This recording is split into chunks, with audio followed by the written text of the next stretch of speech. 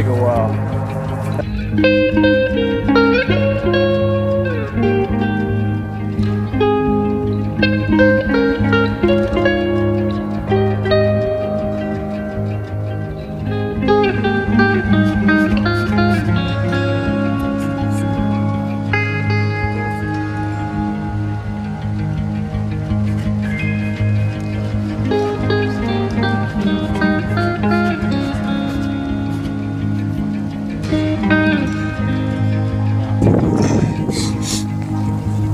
And this is how you come down.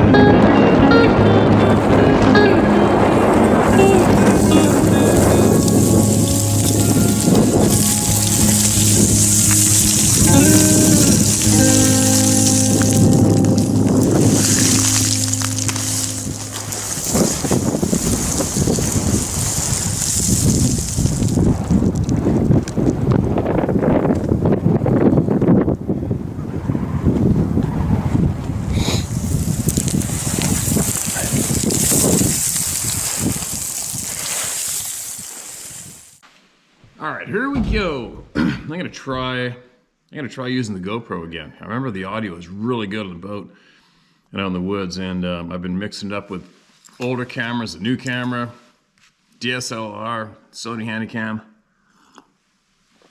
yesterday's camera. Yeah, kind of my screw up. I left it on manual focus, screwed up the focus.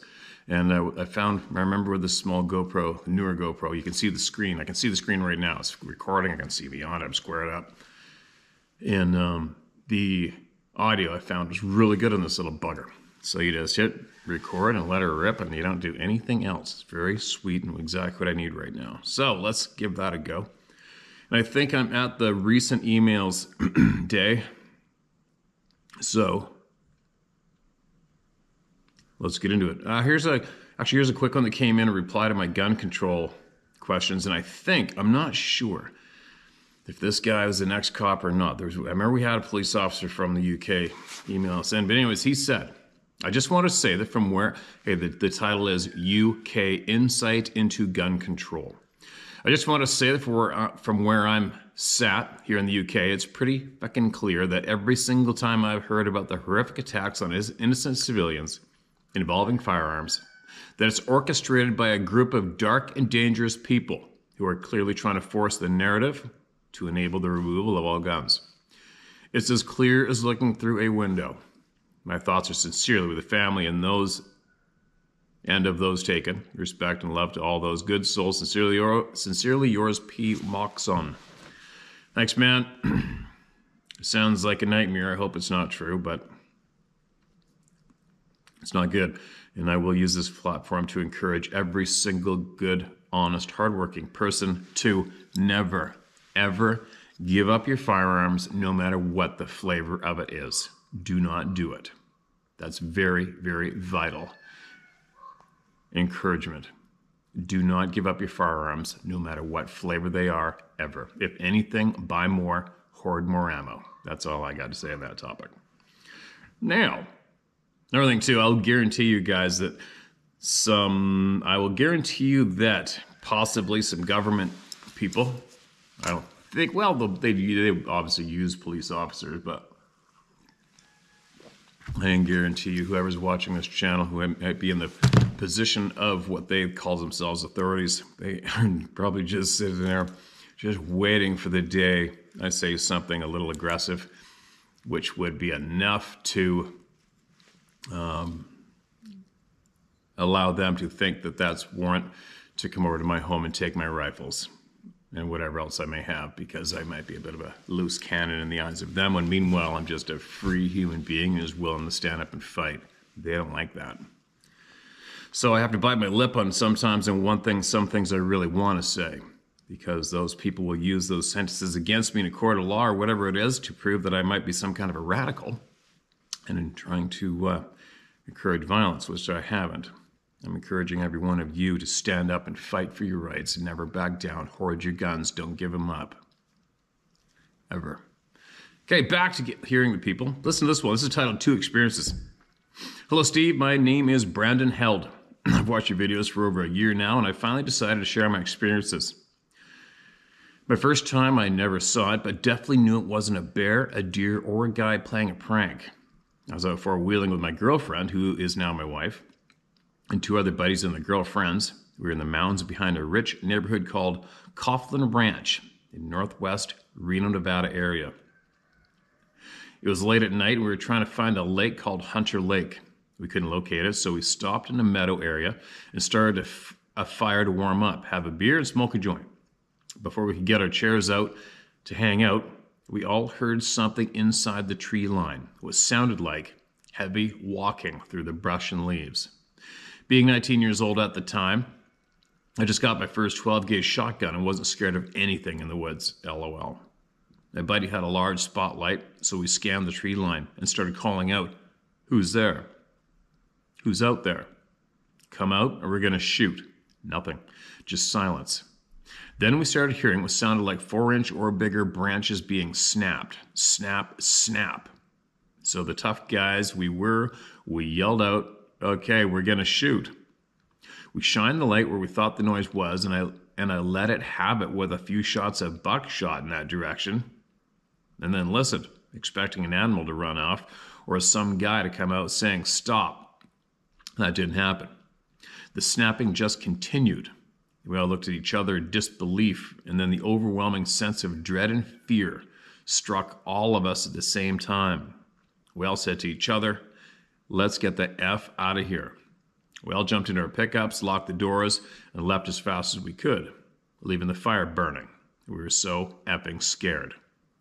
I still am friends with these people, and I can tell the story from time to time at campfires. Although they don't voluntarily tell the story as I do, they don't deny it, among others, when I tell the story. I'm 40 years old now, and it seems like yesterday when I think about it. Second experience, I saw one. I'll write you again telling you that experience. Being a member of the Club of No Return is not a fun club to be a part of. Thank you for what you do, Steve. It definitely helps knowing I'm not crazy. Whoa, nobody said you're not crazy. Just kidding, man. Second email, titled Two Experiences. Please don't say my name. If you do, no big deal, but I prefer you didn't. Thank you, sir. Gotcha, man. I hope you didn't write it. Oh, shit, you already put it in the first one. Well, I hope I remember to edit it out, man. Now, I've watched your videos for over a year now. Finally decided to share my experiences. First time I ever saw it. Oh, okay, it starts again. Where's the second experience? What? Second experience. I saw one. I'll write you again telling an experience. Why did I get 2 emails from you with the same... Okay, man, it looks like you sent the same email again. All right? So if you did write down your experience where you seen one, you didn't send it. So you might want to check out your sent box in your email or whatever you got, drafts, and try again, man, all right? All right, what do we got? Warning, book ahead number 2. All right. Let's get into it. Ain't scared of a book. Good morning, Steve. I hope you're doing well and staying safe out there. I couldn't sleep, so I figured I'd write you again and share a few of my encounters I've experienced. As mentioned before, I grew up in the woods all my life. The land is the Lord's and was given to us by Him. And though I share it with any creature who makes a home on it, I will not be run off by one. And so I will continue to have experiences with the Sabbath from time to time. I respect them. I wouldn't want to harm one unless my family was threatened directly. And then the war is on. But I have a lot less trust in our demonic government than I do these giants of the woods. Sabbath like playing pranks, as I know from experience. I myself was always the most mischievous one in my group of friends and had the most guts for playing pranks and looking for fun. And so the favor is being returned by these hairy creatures to me now. After my first encounter when I was 15, which I enclosed in my first email to you a few days ago, I've always wondered why the creature stalked me the way it did. I've never had a second encounter like that, and I don't want to. Like you say, Steve, if it wanted me dead, it had plenty of chances and could have torn me apart with no effort. I think maybe it had cubs and was running me out of the area. and became curious when it couldn't get me to show fear by running. I've pondered on that ever since that day, but now to more recent encounters. As I mentioned before, I've always been in the timber industry, and the sound of a chainsaw has been proven to bring them out. That's the first I've heard that statement myself. I don't mind if they were to walk out in the open, but it's the sneaking around in the brush just out of sight that gets me concerned, especially after a friend of mine had a dog-man encounter, which I will share at a later time. No, dude, you got to get him in one email, man. Anyway, a few years ago, I was on our property in the Mount Hood National Forest in Western Oregon. I intentionally leave out exact locations on purpose because I don't need any weirdos trying to find this area and bringing their corny camera show here to bang on trees, or the government showing up uninvited. No doubt. I was making a new access road for equipment to get through and had been cutting with my chainsaw for some time when I decided to take a break and fuel up. I pulled my earplugs out, which I normally leave in my ears so I don't hear this kind of stuff. But as I sat there, inspecting my work, suddenly something started crunching through the thick brush from down over the hillside, upwards in my direction, straight at me. At first I thought it was an elk, but the equipment noise should have kept the area clear of most animals. And I could tell it was very heavy and lumbered along on 2 feet. I started straining my eyes to see what was coming through the thicket as it kept approaching and getting closer with every step. Finally, by the sound, I knew I should be seeing it, because it wasn't more than 50 feet in the brush, but I couldn't make out any dark forms at all. It was November, and all the leaves were gone off the trees and plants, so I had visibility of 200 feet I think you meant probably, except in the direction of where this thing was coming in from, about 60 feet tops. Suddenly, it came to a stop, and all went silent, extremely silent. No typical forest noises of any kind. I could feel that I was being watched, but why couldn't I see it? I said, F you, I'm not playing your game, I got shit to do. So I put my earplugs back in, fired up my saw, and went back to work, keep my eyes down low just in case it let itself be seen for a moment. Excuse me. I knew it was watching me, but I wasn't going to give it the satisfaction of freaking me out. I trust the Lord to keep me safe, and that thing knew it. I've never had any more happen that day, but when I returned the next morning, something had taken all the brush I had stacked in piles along the new road and scattered it back in my way again. Upon noticing this, I was peering through the woods around me with my senses on edge when my 2 dogs came out to visit me, quietly walking up behind me and stepped on some branches, breaking them. I about jumped into the next county. No doubt. That would have sucked. That would have been a frickin' pucker. Big time. Once I got my heart back in my chest, I went back to work restacking the brush and had nothing more happen. About 6 months later, though, I was in an area not far from there where I had been cutting all day, trying to get a section out of an old growth fir log for carving. It was getting dusk out, and I had my old Chevy pickup parked not far from me, about 40 feet away, with my headlamp on. I was having to cut a notch in both sides of the log in order to get further in with my blade. As I only had my 24-inch bar, still 361 in the truck. I was preoccupied with what I was doing at the moment, but as I let my saw start a new cut down through the 5-foot log, I glanced over at my truck, and there, standing alongside it, between me and the truck, was a massive being, all black or dark brown and staring at me. I cussed under my breath because I really wasn't looking for a visit. Now my truck is hot blue, so this thing stood out real well against it. My rig is on 35-inch tires and 6-inch lift, with the top of the cab being about 7 feet tall. And this thing's head was easily a foot taller than the truck. I didn't stare at it or want to make eye contact with it, but I noticed it was about 4 feet wide at the shoulders, and its arms hung down to its knees. Very hairy, very solid. I'm no judge of weight, but it was more tall than wide, unlike the one I met in the brush I mentioned in my last email. But I'm assuming it had to have been at least 600 pounds, if not more. Usually a big critter like our hogs weighs more than what you guess. Excuse me, but the second I saw this thing standing there, a cold shiver ran down me, but I didn't want it thinking I saw it. So I turned back to focus on my cutting.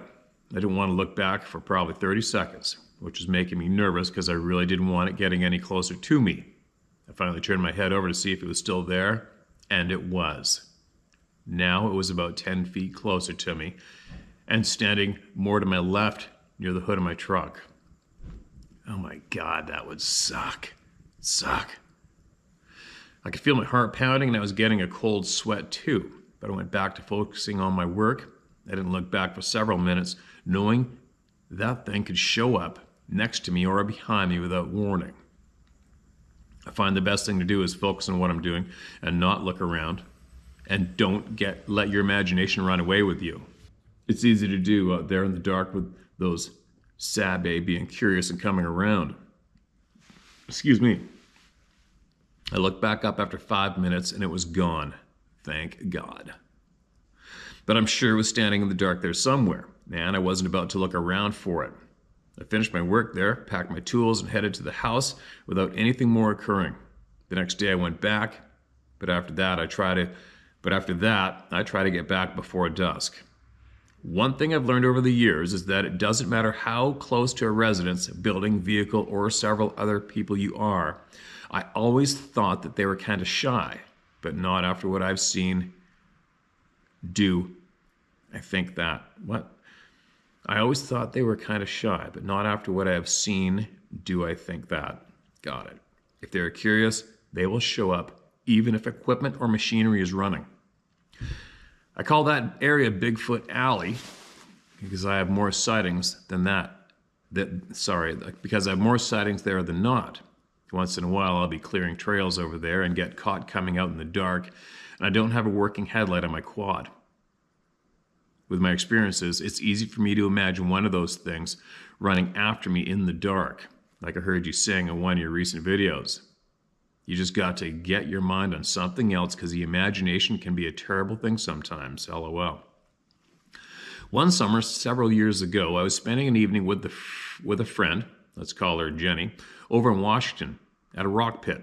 They used to camp out quite often with other friends over a decade ago.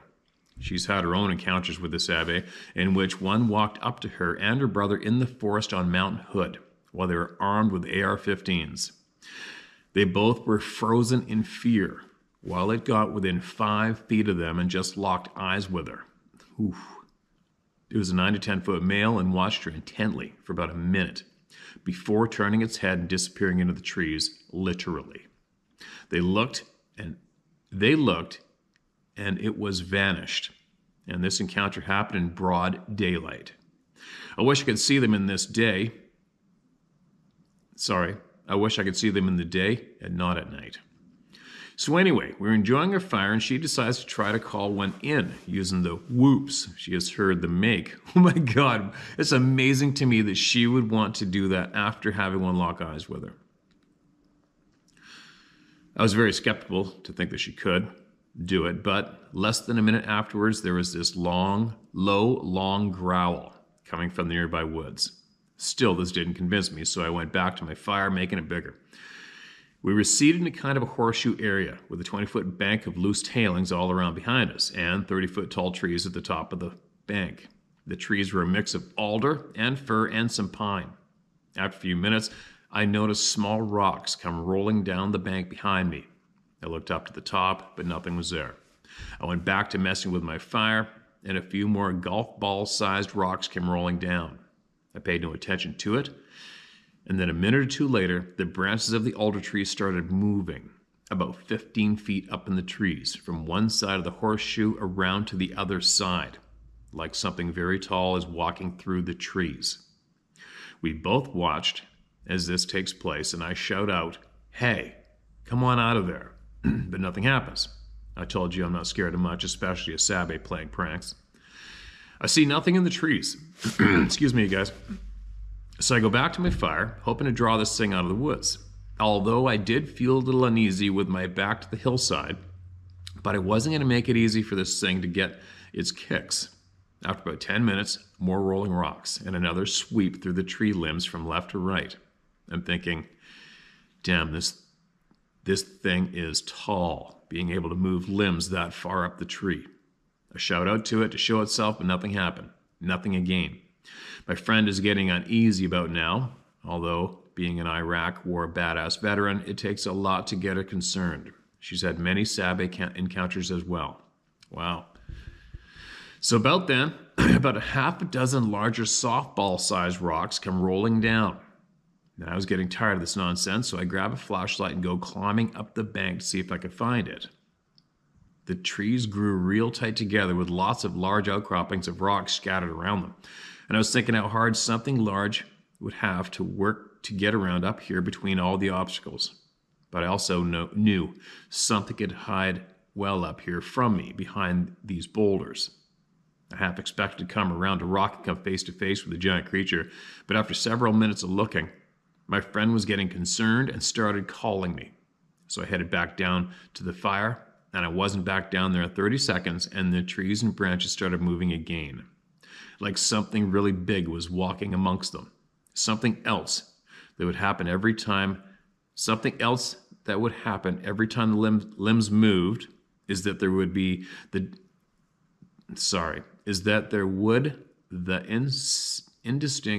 there's some typos, okay, guys, a little patience, is that there would be indistinct jingling of a dog collar in the trees. At that moment, I grabbed a baseball-sized rock and I lobbed it into the trees that were moving, and my friend started shouting that I was going to get us killed. But I was determined to get that creature out of the trees. Immediately, after my rock landed the bushes, another rock came flying out of the trees, and we heard it sail overhead and landed in the pit about 400 feet away from us with a crash. I threw one back into the trees, kind of laughed, saying, "We better go, because this thing wants to have a rock fight." We jumped to my rig and left. Thankfully, nothing came through the back glass as we drove off. Too bad it didn't just come out and sit by the fire with us instead of that nonsense.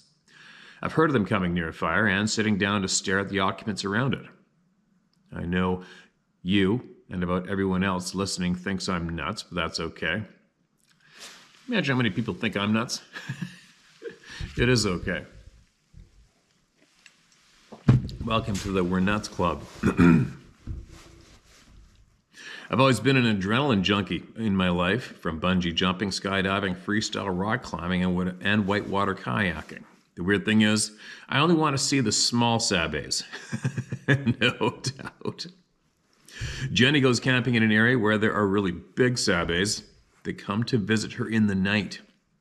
These are the big boys, up to 14 feet tall and in excess of 2,000 pounds. I want nothing to do with those giants, and though I am invited constantly to go experience them, I will likely never go out there. It's an area known for many strange disappearances, no cell phone reception, and very dark, spooky woods that many large Sabe live in. Excuse me. I only go there when I have to pull someone out who gets their truck stuck. Speaking of which, Jenny got stuck in the snow one night out there, and I went to get her out. It was up the side of a mountain where the road is very narrow and the trees grow tightly right up to the side of your rig. As I lay there in the snow trying to hook a strap onto her vehicle, she was standing there and I kept asking me if I heard anything. I was kind of hacked off, having to drive 4 hours out there in the middle of the night to come find her, so I wasn't paying attention anyway. I kept telling her, "No, I don't hear anything." Finally, I stopped and listened. And over the sound of my 02 Dodge Cummins running, I had one of those, got 658,000 kilometers out of it. 5 feet away, excuse me, you guys, sorry. 5 feet away, I hear something very large pacing back and forth in the trees just beyond the edge of the road, out of sight. I had all my off-road halogen lights turned on, and yet I couldn't see anything in the trees. It was bipedal, and it sounded as big as an elephant, stomping back and forth in a line about 20 feet long. I didn't like what I was hearing, and the last thing I wanted was some pissed-off creature to come charging out of the trees while I'm laying under the rig in the snow. I immediately went to my truck and gave her my 12 gauge with double-aught buckshot in it, and pumped one in the chamber. I told her, if anything charged out of those trees, shoot that damn thing right in the face and hopefully blind it. She stood over the top of me while I finished rigging up. The barrel aimed about upward where we figured its head might be. It was much larger than anything I'd ever heard before. I kept glancing every few seconds to the dark trees a few feet away, expecting something to happen without warning. The whole time, that being sounded pissed off, marching back and forth with an aggressive energy that I could feel to my core. I was getting worried and felt very vulnerable down on the ground. Every time the feet hit the ground, I could feel the vibration getting stronger, even through the snow, and giving me the impression it had to be every bit of 1,500 pounds plus. I felt like the longer we were there, the more it was getting aggravated by our presence. I gave her a pull and she came out. Then I threw my strap in the bed and hauled ass down the road, almost going faster than I could see the road laying out in front of me. She had a hard time keeping up with me, but I wanted to get as much distance between us and that bad energy as I could. We both have Native American in us, and I don't know if that helps sense bad vibes from creatures or if it's just being in tune with your sixth sense. I wasn't very committed to brushing my teeth as a kid, so maybe that's why I have a good sixth sense, but bad breath, no fluoride. Oh, fuck. That's a good one. Well, I have more to share, but that's all for now, man. If you ever get down in this area of the world, it'd be cool to meet you and share some stories. You got big balls and a lot of patience, man, taking on all those people in your guiding adventures and dealing with mammoth grizzlies. Maybe I should sign you up for a camping adventure with Jenny, and you could swap stories with her. I'd rather take on a savvy I can reason with than an over-caffeine person with a loaded rifle. I enjoy hearing your personal stories, especially the one about the naked cross-country ski girls. I want to hear that one again sometime, and hopefully the sound doesn't cut out in the video. Thanks again, Steve. You take care, man. CJ. P.S. I love the music you always have in your videos and all the effort you put into making them. God bless you. Okay, man. Appreciate you. I absolutely appreciate the time that you just donated out of your life to share that. You'd say I got big balls. You kidding me, dude? You're looking at a Sasquatch between you and your truck and you keep working. Actually, you know what? I think about it. I think I do the same thing. I guess you wouldn't have much of a choice, though, would you? It's in between you and your truck. Like I remember, was it last year, this time of year, I think it was, and when shit started getting thrown at me from the right of me, pinging off the back of the quad. And I've heard noises behind me, stuff thrown at me a few times, and it's just kind of like, you just stay concentrated on what you're doing, and in the back of your head, you're going, F you. Piss off and leave me alone. I don't give a shit about your ass. Anyway, I'm assuming, if you are watching this, then I'm assuming Jenny is, and I'll give a personal blast out to Jenny, that Jenny, if you feel compelled one day, and it sounds like you got a lot of experience with these things, maybe, possibly, if you would be so kind and generous, would be to possibly send us some information, some knowledge that you have. All right, I'd be really, really interested to learn what you've learned, and yeah, I would be very, very interested. So if Jenny isn't watching, man, maybe you could send this to her. And who knows, maybe I'm trying to figure out what I'm going to do this year. We were going to try to take off for a month overseas, maybe possibly. It's been a couple years being locked down by the filthy pricks, criminals who are in a position of, I hate saying it, I hate admitting it, that they're in control, because I cannot stand being controlled in any way. But anyway, I'm almost contemplating myself going on a solo possible U.S. tour. Maybe. We'll see. And I just might go down south like I used to do for many years and hook up with a lot of you. Possibly. Maybe even end up at Dave Pilatus' and get a lot of people talking. Do I want to go in the woods with Jenny where these things are hanging out and she sees them all the time? I'm not really craving that. Right? I mean, they're all around me all the time wherever I go. And I'm not summoning them in any way. I'm always saying, just freaking leave me alone, man. Just leave me alone. But I don't know. Who knows? I've got a handful of people. The Arizona 402, I'd love to hook up with you guys and other people. people who speak with Mr. Ash, everybody. And would I go in the woods with many of you? Of course I would. Of course I would go. Would I be accompanying you into the woods because personally it's going to up my chances of seeing one of these beings? No, not at all. If I do make it down and I do accompany people out to where they have numerous experiences, I think I would only do it just to watch you and speak with you and watch your demeanor and watch how you carry yourself and watch and see the new country, and just it'd be like being a fly on the wall watching you with your experiences without any craving at all in the back of my mind of hoping to God I'm going to see one or even get a photo. I'm good. I can do that here. But I opt out. Anyway, Jenny, yeah, I'm babbling. Send me more, you guys, all right? Send me more. Us more. Send us more. You know, another thing, too, when you speak about being veterans, excuse me, I have a feeling that Afghanistan, there's a lot more to it when it comes to Afghanistan. I think there's a lot more to the conflict, the past conflicts. I do not believe that any Afghan was in any way, shape, or form responsible for terrorist attacks on North American soil. There's no way you could convince me, ever. But I wonder what the purpose is of all the conflict going on over there. There's a lot of weird shit that goes on in that country. There's a lot of our veterans who've directly eyewitnessed crazy ass shit going on in that country with beings that are described. Some of the descriptions of some of the beings these people claim to have seen and been in gunfights with that I've had emailed to me is off the frickin' charts. We have veterans who have seen old Afghan men basically walk off the ground and walk right up a wall right in front of them. There's been beings with goats' feet, human bodies, reported being shot at. There's the red-headed giant being shot. There's all sorts of crazy, crazy shit going on in Afghanistan, man.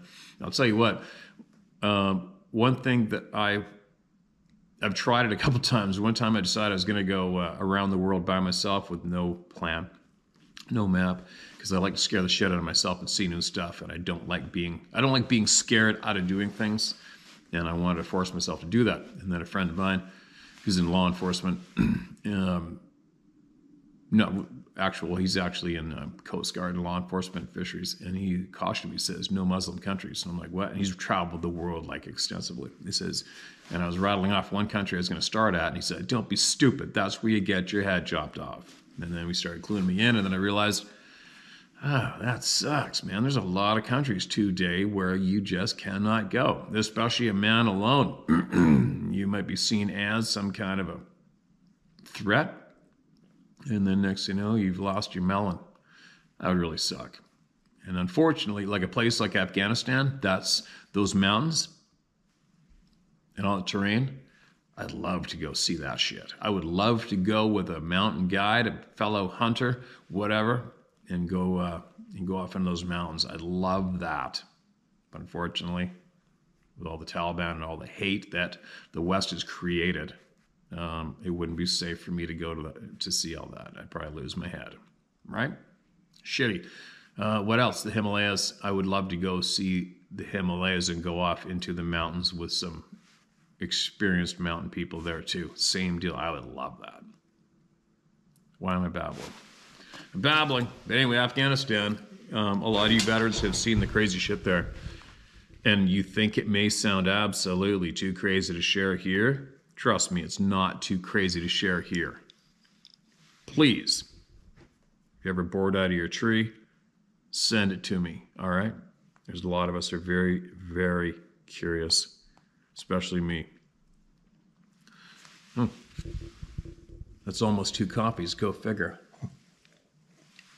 The babbling gets lengthy. Excuse me. All right, here we go.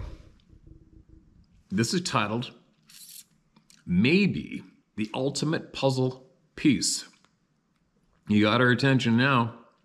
Hello, Steve. I'm addressed as Louis Edward. Love and light to all those seeking truth. I humbly thank you for your time and dedication being helping all people. Bless you for all you give so freely. May the love and light of our source be with you always, always. I share your love for nature and feel most at home when I'm in the forest and wilderness areas. I'll relate my encounters briefly, as they can be explained rationally and are not the important information herein. Both experiences were on the Dick Earl Arm of Navajo Lake, northern New Mexico, happening on separate trips. First happened late afternoon, sunny, partly cloudy, and we observed 2 basketball-sized orbs. They were mostly white with yellowish haze towards the center. Both moved vertically downward about 20 feet apart and disappeared after a short time. I wrote it off as ball lightning. Second happened 10 p.m. or later, when I heard what sounded like large rocks splashing just off the aft deck. The fear I felt at the time I thought was my concern for damage to my boat.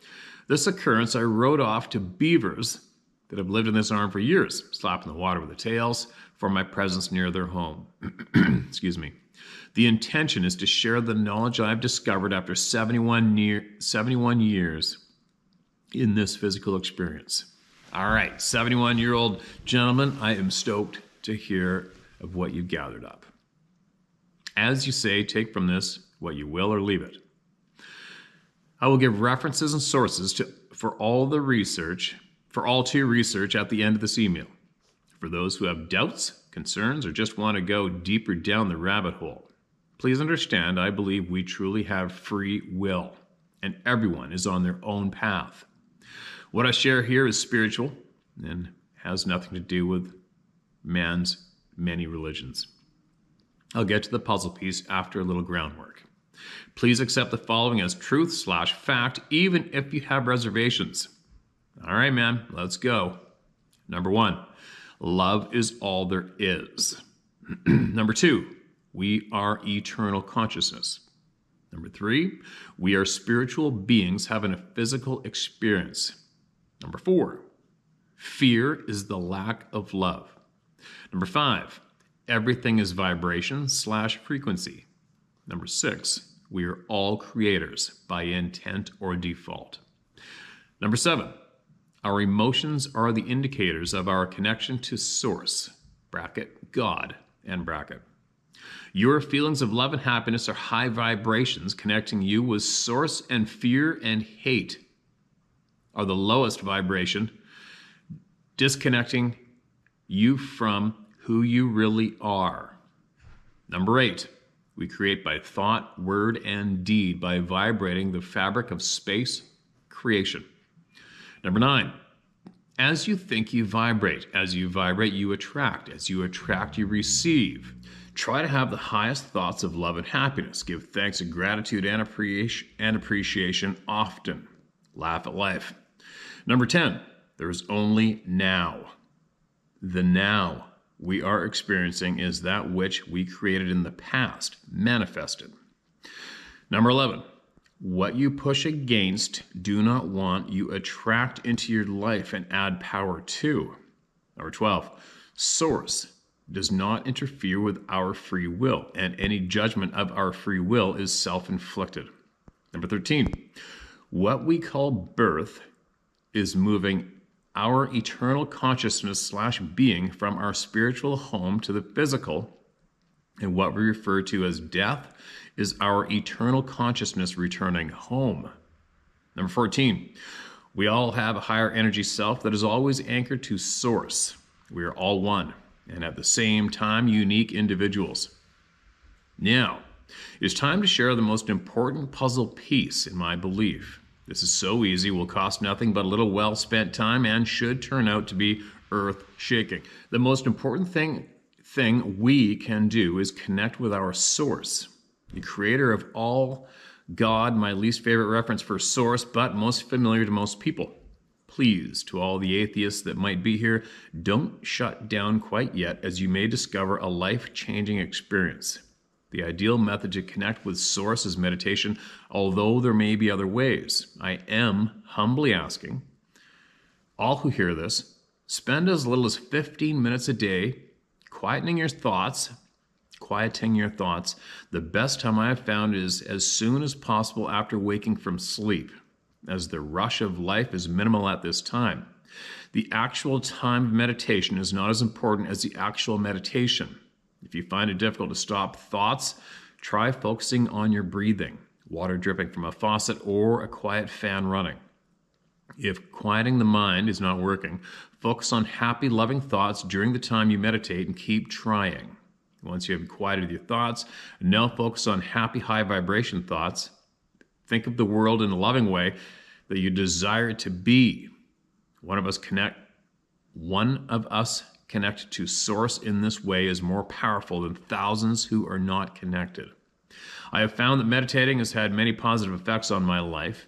I hope it is clear that the idea is for each one of us to create the world anew in thought, word, and deed. Please, all help with the manifestation. I suggest this is a way of having a positive effect on the world without the negative effects of violence. Or I am open to other possibilities and will gladly entertain other thoughts. I hope all who listen till now will join me in a new now. As I try to end this long narrative, I would like to shed light on subjects that arise often on this channel.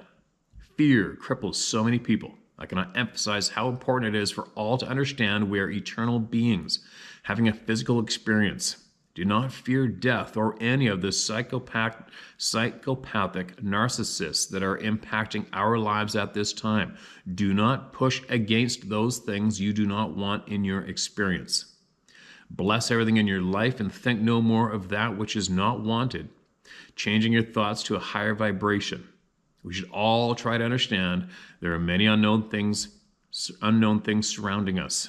Live in a state of love, high vibration. Fear nothing. Fear no thing. Nothing. I am sure Sabe are most everywhere. Never seen one, although I would put that on my bucket list along with cougars, wolves, whales, and a long list of others most of us will only see on film.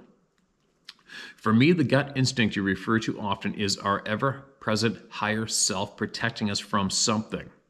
We have so many abilities we have forgotten and are hidden from us by those who should be teaching us. Oh, amen to that one. That is 100% absolute truth. The abilities attributed to Sabe we have also, but are forgotten.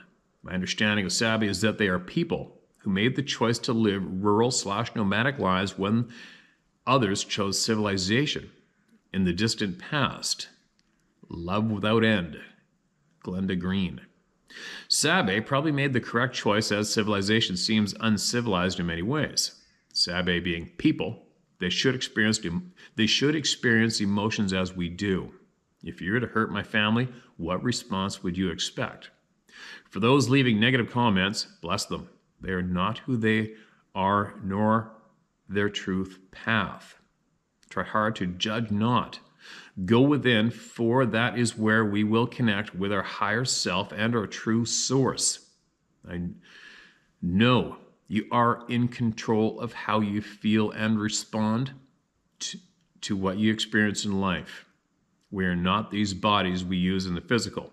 Think of it as our avatar. Our eternal consciousness is the experiencer, the observer. If by some chance, I've not lost everyone hearing this, I'll close with my supernatural experience in northern New Mexico. Go figure, New Mexico again. I'm going to have to go down there. 10 or more years ago, a friend who was a channeler from birth was instructed by his guides to build a medicine wheel in a very high energy location used by Native Americans for hundreds of years. A group of friends met him at the appointed time and place, and the medicine wheel was constructed to the guide's plan.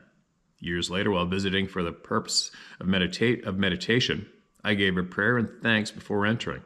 As I opened my eyes, I was surprised to see all the pinyon pines on this mountain glow with a brilliant emerald green light flowing to brilliant white for the last 8 inches of each branch.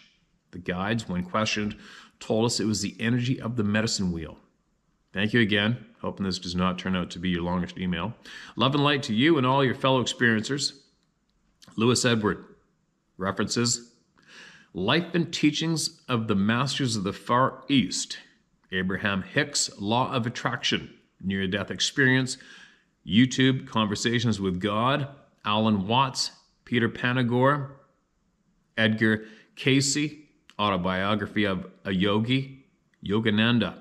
The sources are abundant. If you truly seek, they will find you. Okay, man. Absolutely appreciate that one. There's a lot of weight to this email, I'll tell you what. And unfortunately, as you know, speaking of you directly, you know there's going to be a shit pile of people shaking their heads, probably clicked off the video by now halfway through or whatever, because they can't wrap their heads around it. They don't want to. There's no time. They're just not in that mind frame. It does interest me, though. But one of the things, Conversation with God, I was aware of that book years ago. And, like I said before, my mind doesn't match up with my mouth a lot. But, what's suggested is when we are in our energy form, that we agree to what the next journey is going to be here in the physical form. And sometimes I'm troubled with that when you look at what's going on the planet. Like if you guys Google up this South Sudan currently, as an example, South Sudan. Some guys made a quick video there. They're some very, very brave, very brave people, and they went to South Sudan to try to make a video of what's going on down there. If you can find that video, YouTube, watch it. And when I see shit like that going on, it makes me think, okay, that doesn't make sense to have all those souls being in their energy form and agree to each other, hey, man, next time I go down there, let's go down there and let's go be born in South Sudan in 2022 and go through what they're going through as an easy example of, why? What? Because that is a absolute living frickin' hell. And I don't understand it. If we had that kind of control in our conscious self, in our energy self, whatever it's called, why would we not choose to come down here and create all the good that you just mentioned in the email? Why? Where does the confusion start? Where's the road fork? Am I making any sense? I hope so. But where is the road fork? Right? Like who would be in their absolute state of love and energy, and then all of a sudden decide, hey, I think I'm going to go down to Canada. I see an opening to be a ruthless dictator, and I'm going to do everything I can to make life absolutely hell for the people in that country. Huh? Really? There's a bunch of shit going on that confuses the shit out of me, right? I got to do a lot more reading, but it's time, man. It's time. I'm getting closer to having a lot of time where I can pick up all these books and more I mentioned, and I can have time to read and look and learn and get better myself, which I want to. But personally, and I'm not speaking for a lot of people here, there's just so much shit to do. So much shit to do. Cutting out that time to enhance you is not easy for many people, right?